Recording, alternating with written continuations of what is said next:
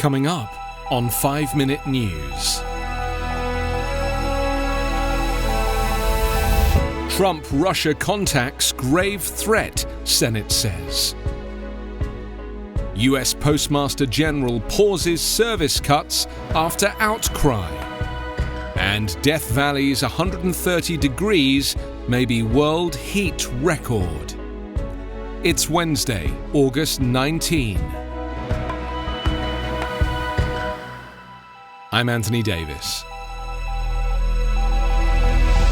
The Trump campaign's interactions with Russian intelligence services during the 2016 presidential election posed a grave counterintelligence threat, a Senate panel concluded on Tuesday as it detailed how associates of Donald Trump had regular contact with Russians and expected to benefit from the Kremlin's help. The panel's almost 1,000-page report, the fifth and final one from the Republican-led Senate Intelligence Committee on the Russia investigation, describes in detail how Russia launched an aggressive, wide-ranging effort to interfere in the election on Trump's behalf. It says Trump associates were eager to exploit the Kremlin's aid, particularly by maximizing the impact of the disclosure of Democratic emails that were hacked by Russian military intelligence officers.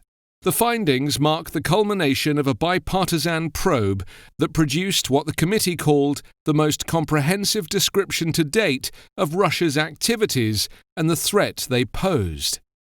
The investigation spanned more than 3 years, as the panel's leaders said they wanted to be as thorough as possible in documenting the unprecedented attack on U.S. elections.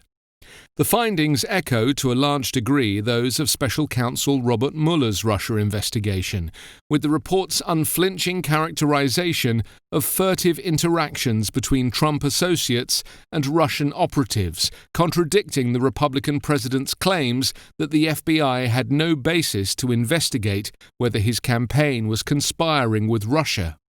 Trump has called the Russia investigations a hoax. While Mueller's was a criminal probe, the Senate investigation was a counterintelligence effort, with the aim of ensuring that such interference wouldn't happen again. The report also found no reliable evidence for Trump's long-standing supposition that Ukraine had interfered in the election, but did trace some of the earliest messaging of that theory to Kilimnik. It said Russian government proxies were consistently spreading overlapping false narratives which sought to discredit investigations into Russian interference in the 2016 US elections. The committee said that messaging campaign lasted to at least January 2020, after the House had impeached Trump for pressuring Ukraine officials to investigate the family of Joe Biden, who is now Trump's general election opponent. US Postmaster General Louis DeJoy is suspending all mail service changes until after the November election, bowing to an outcry by Democrats and the public that the moves appeared to be an attempt to boost Donald Trump's re-election chances. The reversal follows complaints that the cuts could slow the handling of mail-in ballots, which could account for as many as half of all votes cast in November's election, as the pandemic raises fears of crowds. Trump has repeatedly, and without evidence, claimed that an increase in mail-in ballots would lead to a surge in fraud, though Americans have long voted by mail. "I am suspending these initiatives until after the election is concluded," DeJoy said in a statement, adding that the changes are to avoid even the appearance of any impact on election mail. DeJoy, a major political donor and ally of Trump, assumed the job in June. He has faced pressure from multiple tiers of government, with the Democratic-controlled House of Representatives planning a rare Saturday session to pass a bill blocking cuts and several states preparing lawsuits to block the maneuvers. The president kept up his attack on mail voting on Tuesday, speculating that delayed results could mean that the November 3rd election would need to be held a second time.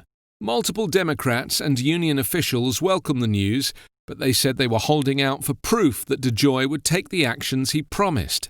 House Speaker Nancy Pelosi said she would go ahead with plans to pass a bill that would prevent the post office from reducing service levels below what they were in January. The Democratic Speaker described DeJoy's decision as a necessary but insufficient first step in ending the president's election sabotage campaign. With the Trump administration openly trying to undermine mail-in voting this fall, some election officials around the country are hoping to bypass the Postal Service by installing ballot drop boxes in libraries, community centres, and other public places. California sizzled to a triple-digit temperature, so hot that meteorologists need to verify it as a planet-wide high mark. Death Valley recorded a scorching 130 degrees on Sunday, which, if the sensors and other conditions check out, would be the hottest Earth has been in more than 89 years, and the third warmest ever measured. The temperature, measured at the aptly named Furnace Creek during a blistering heat wave, would be the hottest temperature recorded on Earth in August. That's 130 is only below the disputed all-time record of 134 degrees at nearly the same spot in 1913 and a 131-degree mark in Tunisia in 1931. But both were in July, traditionally the planet's hottest month. Scientists say the overall context of more extreme weather and higher temperatures shows global warming at work. You can subscribe to 5-Minute News on YouTube with your preferred podcast app. Ask your smart speaker or enable 5-Minute News as your Amazon Alexa flash briefing skill. Please subscribe, rate and review us at 5minute.news. 5-Minute News is an independent production covering politics, inequality, health and climate, delivering unbiased, verified and truthful world news daily.